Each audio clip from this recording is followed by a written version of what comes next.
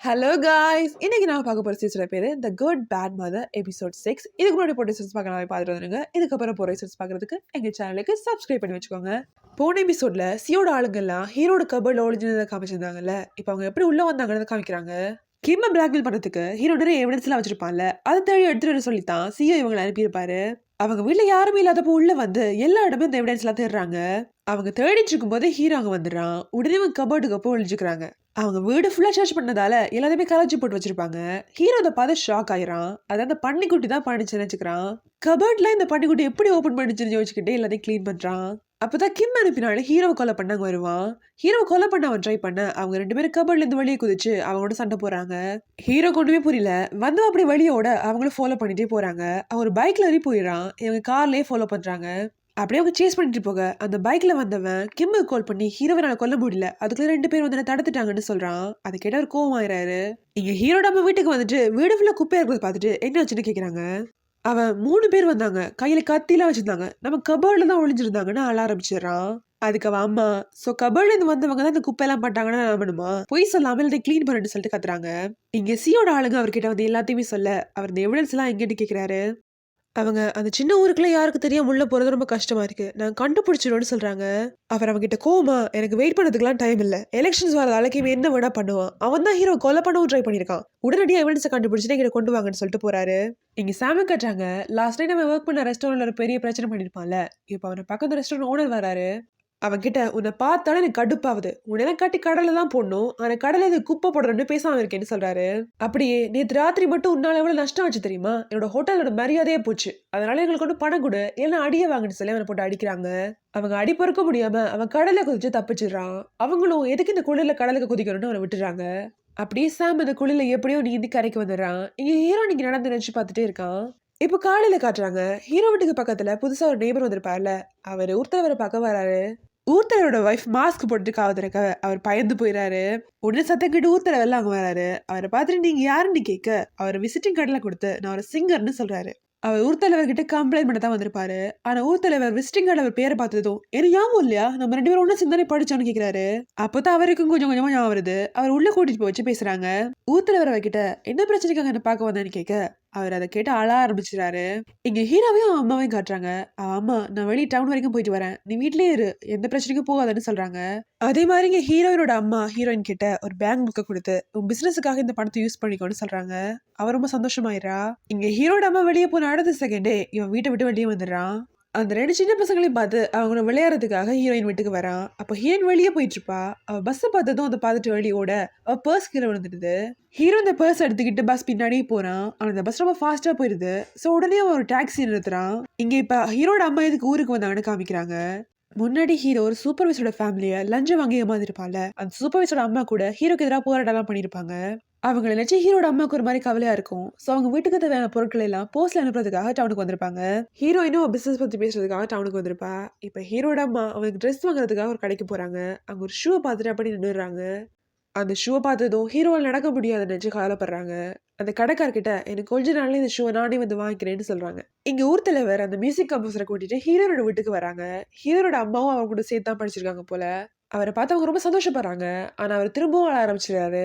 இங்க ஹீரோட அம்மா ஃபார்மசில மருந்து வாங்கிட்டு இருக்காங்க. அப்ப ஹீரோ அவங்களுக்கு கிராஸ் பண்ணி போவான். ஆனா கவனிக்க மாட்டாங்க. அவன் ஹீரோயினை ஃபாலோ பண்ணிட்டு அங்க வந்திருப்பான். ஹீரோயின் அவன் பிசினஸ் தொடங்குறதுக்காக ஒரு இடத்தை தேடிக்கிட்டு இருப்பா. ஆனா அவங்க இடமே கிடைக்காது. ஹீரோ அவளை தேடிட்டே வர அவர் கடைக்கு முன்னாடி நின்றுக்க பாக்குறான். ஆனா அவங்க போறதுக்குள்ள அவங்க இருந்து போயிடுறா. அப்படியே ஹீரோயின் வயலுக்குலாம் அடிக்கிற மருந்து வாங்குற கடைக்கு வரா. அவங்க அம்மா ஃபார்ம் வச்சுக்கிறதால அதுக்கு தேவையான மருந்துலாம் வாங்க வந்திருப்பா. அவங்க வெயிட் பண்ணிட்டு இருக்க அங்க ஒரு பாட்டி தன்னோட கைவிரல்லாம் வலிக்குதுன்னு பேசிட்டு இருக்காங்க. ஹீரோயின் என்ன பிரச்சனை பாக்குறா. அவங்க நிறைய மருந்துலாம் யூஸ் பண்றதால அவங்க நெயில்ஸ் எல்லாம் டேமேஜா இருக்கும். ஹீரோயின் அவங்க கிட்ட இதெல்லாம் நெயில் சலூன்ல தான் போய் பாக்கணும்னு சொல்றா.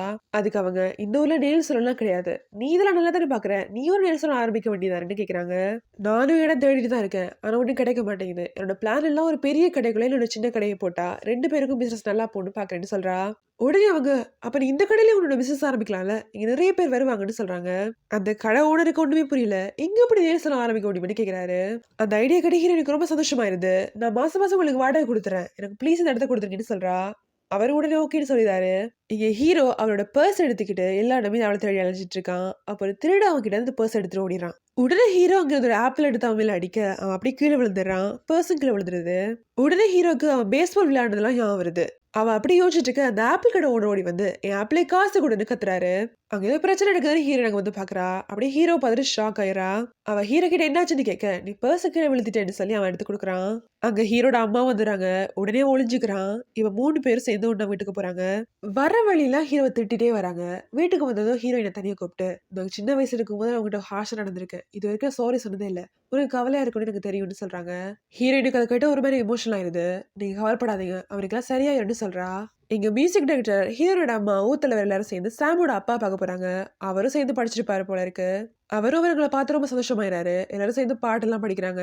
இப்போ இந்த மியூசிக் டைரக்டர் எல்லாரையும் ஒரு மீட்டிங் கூப்பிட்டு அந்த பிக் ஃபார்மிங் இதை எடுக்கணும்னு சொல்றாரு. அதுக்கு அவங்க நீ என்ன சொன்னாலும் நாங்க செய்யறோம் ஆனா இது மட்டும் நாங்க முடியாதுன்னு சொல்றாங்க. ஆனா அவர் அவங்க கிட்ட அந்த பிக் ஃபார்ம் நான் எடுத்துட்டு அங்க ஒரு கான்சர்ட் ஹால் எடுத்த போறேன். அங்க செக்யூரிட்டிக்கான வேலையெல்லாம் சாம் தான் பண்ணுவான். அதே மாதிரி ஹேர் அண்ட் மேக்கப் ஹீரோயின் தான் பண்ணுவான்னு அவங்கள மைண்ட் வாஷ் பண்றாரு. அவங்களும் அதை கேட்டு ரொம்ப சந்தோஷமாயிராங்க. அதே மாதிரி இங்க கான்சர்ட் கால் வந்துருச்சுன்னா இங்க டூரிஸ்ட் நிறைய வந்துருவாங்க. இந்த ஊரும் பெரிய பாப்புலர் ஆயிருன்னு சொல்றாரு. அதே டைம் ஹீரோட அம்மா ஹீரோ கிட்ட டவுன்ல இருந்து வாங்கிட்டு வந்த திங்ஸ் எல்லாம் கொடுத்து இதெல்லாம் எல்லாரும் வீட்டுக்கு கொண்டு போய் கொடுத்துருன்னு சொல்றாங்க. ஆனா இங்க ஊர்க்காரங்கெல்லாம் அந்த ஃபார்ம் எடுக்கணும்னு பெட்டிஷன்ல சைன் பண்ணிட்டு இருப்பாங்க. இவங்க பேசுறதெல்லாம் ஹீரோயின் அம்மா கேட்டுருவாங்க. ஹீரோ அப்படியே கொண்டு வந்ததெல்லாம் எல்லாரும் வீட்டுக்கு முன்னாடி வச்சுட்டு அப்படியே வந்துட்டு இருக்கான். வர வழியில அங்க ஒரு ஆத்த பாக்குறான். அதை பார்த்ததும் ஹீரோயின் டவுன்ல ஃபிஷ் எல்லாம் பார்த்துட்டு இருக்க ஞாபகம் வருது. உடனே அவரு ஃபிஷிங் பண்ணலாம்னு அங்க போறான். அப்போ சாம்சிக் எப்படியோ தப்பிச்சு அங்க ஊருக்கு வந்துட்டு இருப்பான். ஹீரோ பார்த்து அப்படியே ஃப்ரீஸ் ஆகி நிக்கிறான். இப்போ சின்னதாக ஒரு ஃப்ளாஷ்பேக் ஓப்பன் ஆகுது. கொஞ்சம் வருஷத்துக்கு முன்னாடி சாம் ஒரு ரெஸ்டாரண்ட்ல சாப்பிட்டுட்டு இருப்பான். அதே ரெஸ்டாரண்ட்ல தான் ஹீரோ மத்த லாயர்ஸ் கூட சாப்பிட வந்திருப்பான். சாம் அவனை பார்த்து ரொம்ப சந்தோஷமாயிரான். உடனே ஹீரோ கிட்ட போய் நீ உண்மையிலே லாயர் ஆயிட்டியா, எனக்கு எவ்வளவு சந்தோஷமா இருக்கு தெரியுமான்னு கேட்க ஹீரோக்கு மாதிரி எம்பாரசிங் ஆயிடுது. அவனை வெளியே கூட்டிட்டு போய் கொஞ்சம் காசு கொடுத்து இதுக்கு தானே வந்த போயிருன்னு சொல்றான். சாமிக்கு ஒரே அவமானமா போயிருது. அவன் காசுக்காக வந்திருக்க மாட்டான். ஆனா இதையும் வெளியே காட்டிக்காம அப்படியே போயிடுறான். அப்படியே கொஞ்ச நாள்ல அவன் அந்த மோதிரத்தை தேடிட்டான்னு கேஸ் போட்டிருப்பாங்கல்ல அது விஷயமா ஹீரோ பார்க்க வந்திருப்பான். ஹீரோ கிட்ட அது திருட்டு போதோன்னு எனக்கு தெரியாது, நான் காசு கொடுத்து தான் வாங்கினேன், என்ன ப்ளீஸ் காப்பாதுன்னு கெஞ்சுறான். ஆனா ஹீரோ என்னால ஹெல்ப் பண்ண முடியாதுன்னு சொல்லிடுறான். உடனே சாம் கீழே உட்காந்து அட்லீஸ்ட் எங்க அம்மாக்காவது என்ன காப்பாத்து ப்ளீஸ்ன்னு கெஞ்சுறான். ஆனா ஹீரோ இதை கேட்காம வெளியே போன்னு சொல்லிடுறான். இப்ப பிளாஷ்பேக் முடியுது. அவன் ஹீரோ கிட்ட போய் நீ எப்போ ஊருக்கு வந்த, உன் காலுக்கு ஏதாச்சுன்னு கேட்கறான். அவனுக்கு ஹீரோக்கு நடந்த ஆக்சிடென்ட் பத்திலாம் எதுவும் தெரியாது. ஹீரோ அவன் கிட்ட நீ யாருன்னு கேட்க அப்படி ஷாக் ஆயிரான். அவன் தப்பா புரிஞ்சுக்கிட்டு ஓ இப்ப என்ன யாருன்னு கேட்கிற அளவுக்கு வந்துருச்சா, எனக்கு தெரியும் ஒரு திருடனும் ஒரு லாயரும் எப்படி ஃப்ரெண்ட்ஸா இருக்க முடியும்னு சொல்லி சத்தமா சிரிக்கிறான். ஹீரோ உடனே சத்தம் போடாம இரு மீனெல்லாம் வராதுன்னு கத்துறான். அவன் அதையும் தப்பா புரிஞ்சுக்கிட்டு நீ எதுவும் மாறல, அன்னைக்கு இதையே தான் சொன்ன இப்போ அதே தான் சொல்றேன்னு சொல்லி அவன் சட்டையை பிடிச்சிடறான். ஹீரோ அவனை தள்ளி விட்டுட்டு நீ என் கூட சண்டை போட்டேன்னா என் அம்மா கிட்ட சொல்லிடுவேன், இல்லைன்னா சின்ன பசங்களோட அப்பா கிட்ட சொல்லிடுவேன், அவன் ரொம்ப கெட்டவரான்னு சொல்றான். சாமுக்கு என்ன நடக்குதுன்னே புரியல. இப்ப ஹீரோ சின்ன பசங்க வீட்டுக்கு போறதை காமிக்கிறாங்க. அந்த 2 சின்ன பசங்களை வந்து கதவு திறக்கிறாங்க. அவங்க கிட்ட எங்கூட ஒருத்தர் சண்டை போடுறான், உன் அப்பாவை கூப்பிட முடியுமான்னு கேட்கிறான். உடனே அவங்களுக்கும் வந்து அவங்க கூட சண்டை கிளம்புறாங்க. ஆனா ஹீரோயின் அவங்களை வந்து அடுத்துறா. அப்படியே அவன் ஹீரோ பார்த்து நீ வீட்டுக்கு போ அம்மா தேடுவாங்கன்னு சொல்றா. அந்த 2 சின்ன பசங்களும் அவன் சாப்பிட்டு தான் போன்னு சொல்லி அவனை உள்ள கூட்டிட்டு வந்துடுறாங்க. இங்க சாமோட அப்பாவும் அம்மாவும் நம்ம பண்ணது கரெக்ட் தான் பேசிட்டே வராங்க. அவங்க வீட்டுக்கு வேற கதவு திறந்திருக்கு. அவங்க ஒருவேளை திருடனா இருக்குமான்னு கேட்க சாமோட அப்பா ஒரு திருட வீட்லயே திருடனா அதெல்லாம் வாய்ப்பே இல்லைன்னு சொல்றாரு. அவங்க உள்ள யாரும் இருக்கிறத பார்த்துட்டு அப்படியே பின்னாடி வந்து தலையில அடிச்சிடுறாங்க. லைட்டு போட்டு பார்த்தா அது வேற யாரும் இல்ல சாம் தான். உடனே அவங்க அப்பா அப்ப திருட தான் வந்திருக்கான்னு சொல்றாரு. இப்ப அவனுக்கு காயத்துக்கு மருந்தெல்லாம் போட்டு அவனுக்கு சாப்பாடு கொடுக்குறாங்க. அப்படியே ஹீரோக்கு நடந்த ஆக்சிடென்ட் பத்தி சொல்றாங்க. அவன் அதை கேட்டு ஷாக் ஆகி நிஜமாவா நான் வேற அவனை பிடிச்சி திட்டிட்டேன்னு சொல்றான். அப்படியே அவன் அம்மா தான் ரொம்ப பாவம், ஒரே ஒரு பையனை இவ்வளவு கஷ்டப்பட்டு வளர்த்தாங்கன்னு சொல்றான். அவன் அம்மா அவனுக்கு அடிச்சுட்டு இதான் ஜெயிலுக்கு போறதுக்கு முன்னாடி யோசிக்க மாட்டியான்னு கத்துறாங்க. உடனே அவன் அப்பாவும் ஜாயின் பண்ணி 2 பேரும் சேர்ந்து அவனை போட்டு அடிக்கிறாங்க. இங்க ஹீரோயின் வீட்டுல எல்லாரும் ஒண்ணா உட்காந்து சாப்பிடுறாங்க. அந்த 2 சின்ன பசங்களுக்கும் அவங்களை கேரட் பிடிக்காதுங்கிறதால அதை ஹீரோட பிளேட்ல போட்டுறாங்க. ஹீரோயின் அவங்களை திட்ட எந்திரிச்சு ஓடிறாங்க. ஹீரோயின் எந்திரிச்சு வந்து ஹீரோட பிளேட்ஸ்ல கேரட்லாம் அடிக்கிறா. அவன் ஏன்னு கேட்க உனக்கு கேரட்ஸ் பிடிக்காதுன்னு எனக்கு தெரியும்னு சொல்றா. அவன் இதெல்லாம் உனக்கு அப்படி தெரியும், நம்மளும் ஃப்ரெண்ட்ஸா இருந்தோமான்னு கேட்கறான். அவன் நம்ம 2 ஒண்ணா ஸ்கூல் போனோம் அவ்வளவுதான், இனிமே இங்க வராத என் பசங்களை மீட் பண்ணாதன்னு சொல்றா. அவனுக்கு ஒரு மாதிரி ஆயிடுது. என் அம்மா எல்லாருக்கிட்ட நான் கெட்டவனா இருந்திருக்கேன்னு சொன்னாங்க, உங்ககிட்ட நான் கெட்டவனா இருந்திருக்கேன்னு கேட்கறான். அப்ப கரெக்டா ஹீரோட அம்மா வந்துடுறாங்க. சோ ஹீரோவும் வீட்டுக்கு கிளம்பிடுறான். இங்க ஹீரோட அம்மா நைட் ஃபுல்லா ஃபார்ம்ல ஒர்க் பண்ணிட்டு இருப்பாங்க. அப்ப அந்த 2 சியோட ஆளுங்களும் உள்ள வந்து எல்லா எவிடன்ஸையும் தர்றாங்க. அந்த வீட்டுல எதுவும் இல்லாதால ஃபார்ம்ல போய் பார்க்கலான்னு அவங்க போறாங்க. அவங்க ரெட்ல அப்படியே போயிட்டு இருக்க பின்னாடி சத்தம் கேக்குது. திரும்பி பார்த்தா ஹீரோட அம்மா. அவங்க அப்படியே பயத்துல கத்திக்கிட்டே கீழே விழுந்துறாங்க. ஹீரோட அம்மா நீங்க இங்க என்ன பாத்தீங்கன்னு கேட்க அவங்க பயத்துல நாங்க புதுசா ஒரு ஃபார்ம் ஆரம்பிக்க போறோம், அதுக்கு பசல் எடுத்துட்டு போக வந்தோம்னு போய் சொல்லிடுறாங்க. அவங்களும் உடனே சந்தோஷமாயி ஃபார்ம் ஆரம்பிக்கிறதுக்கான அட்வைஸ் எல்லாம் கொடுக்க ஆரம்பிச்சிடுறாங்க. அவங்க அப்படியே உங்க ஃபார்ம் எங்க இருக்குன்னு கேட்க இங்க பக்கத்துல தான் வாங்கியிருக்கோன்னு சொல்லிடுறாங்க. அப்போ இப்ப எங்க தங்கி இருக்கீங்கன்னு கேட்க இப்பதான் வீடு கட்ட போறோம்னு சொல்லிடுறாங்க. இப்ப சொன்ன பொய்யெல்லாம் ப்ரூஃப் பண்றதுக்கு அந்த நிலத்தை வாங்கி அதுல வீடும் கட்டியாகணும். இப்ப என்ன பண்றதுன்னு அவங்க 2 பேரும் பேசிட்டு இருக்க, ஹீரோட அம்மா அப்படியே மயக்கம் போட்டு விழுந்துடுறாங்க. அன்னைக்கு நைட் ஹீரோட அம்மா நம்ம பண்ண போறதா சரியானி வச்சுட்டு இருக்காங்க.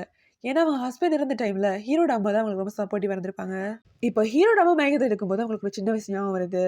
அவங்களோட அம்மா, அப்பா, தங்கச்சி எல்லாருமே அவங்க கண்ணு முன்னாடியே கார்ல ஆக்சிடென்ட் பட்டு இறந்திருப்பாங்க. இப்ப அவங்க ஹாஸ்பிட்டல்ல கண்டுபிடிக்கிறாங்க. அந்த 2 பேரும் அவங்கள ஹாஸ்பிட்டல் அட்மிட் பண்ணி தான் போயிருப்பாங்க. ஹீரோ அவங்க நைட் ஃபுல்லா வீட்டுக்கு வராதால எல்லா இடம் அவங்கள தேடுறான். இப்ப காலையில அங்க போராட்டம் போறதுக்காக அந்த மியூசிக் டைரக்டர் ரெடியா இருப்பாரு. ஆனா யாருமே வர மாட்டாங்க. அவர் சாமோட அப்பா கால் பண்ண, என் பையனுக்கு சின்னதா அடிபட்டுச்சு. அதையே என்னால தாங்கிக்க முடியல. அவங்க பையனுக்கு இவ்வளவு பெரிய ஆக்சிடென்ட் ஆயிருக்கு. இவங்க தனியால இருந்து சமாளிக்கிறாங்க. அவங்களுக்கு எதிராக நான் ஒன்றும் பண்ண முடியாதுன்னு சொல்றாரு. எங்க ஹீரோட அம்மா கிட்ட டாக்டர் உங்களுக்கு யாரும் கார்டியன்ஸ் இல்லாத உங்கள்கிட்ட நேரடியாக சொல்றேன், உங்களுக்கு கேன்சர் இருக்குன்னு சொல்றாங்க. அவங்க அப்படியே ஷாக் ஆகிறாங்க. இப்போ இதை குணப்படுத்தவே முடியாதா, என் பையனுக்கு நான் மட்டும் தான் இருக்கேன்னு சொல்லி அழ ஆரம்பிச்சிடுறாங்க. அவங்க டாக்டர் பார்த்துட்டு வெளியே வர ஹீரோ அவங்களை தடி அங்கேயே வந்துடுறான். அப்படியே அவன் ஃபாஸ்டா வரும்போது தடிக்கு கீழே விழுந்துறான். அவங்க அம்மாவுக்கு அதை பார்த்து கோவம் வருது. அப்படியே ஒன்றும் சொல்லாம அங்கே இருந்து கிளம்பிடுறாங்க. அப்படியே இந்த எபிசோட முடியுது.